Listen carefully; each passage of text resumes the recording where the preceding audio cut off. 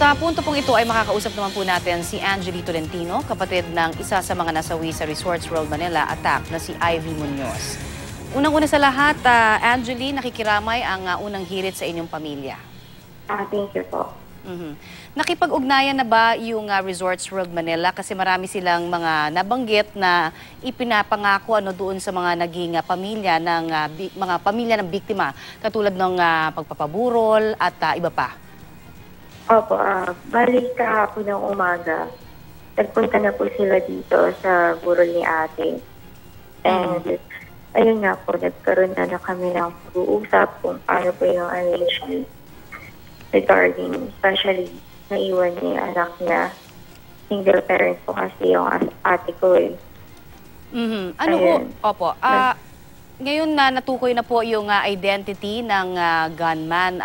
Ano ho ang saloobin ng inyong pamilya? Dahil mismo hong yung mga kamag-anak, yung mga magulang ng gunman ay humihingi ho ng kapatawaran sa lahat ng mga naging biktima.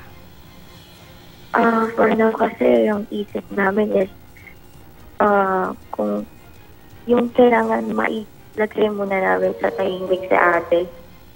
Nandun pa lang yung gusto namin mangyari for now. Hindi pa namin naiisip yung kung yung dyan sa identity ng gunman, yung mga ganun bagay.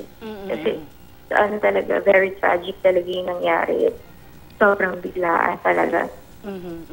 But do you accept yung paghingi ng kapatawaran ng mga magulang ng gunman? Well, actually, kasi alam ko sila mama, hindi nila yun napanood eh. Yung kahapon na live.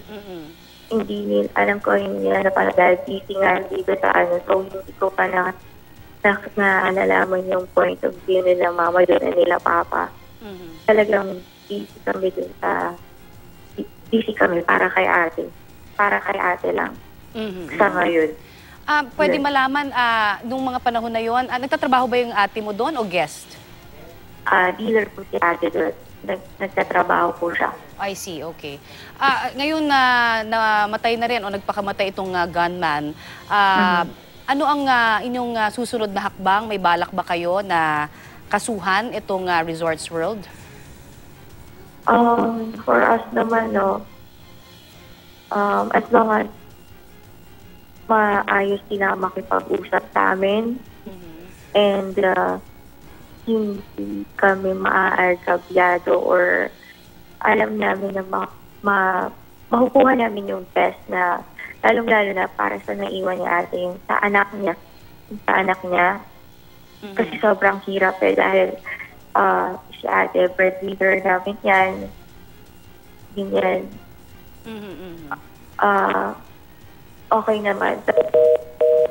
Alright, mukhang nagkaroon po tayo ng problema sa linya ng komunikasyon. Yan po naman ang tinig ni Angeli Tolentino, ang kapatid po ng isa sa mga nasawi sa Resorts World Manila attack na si Ivy Munoz.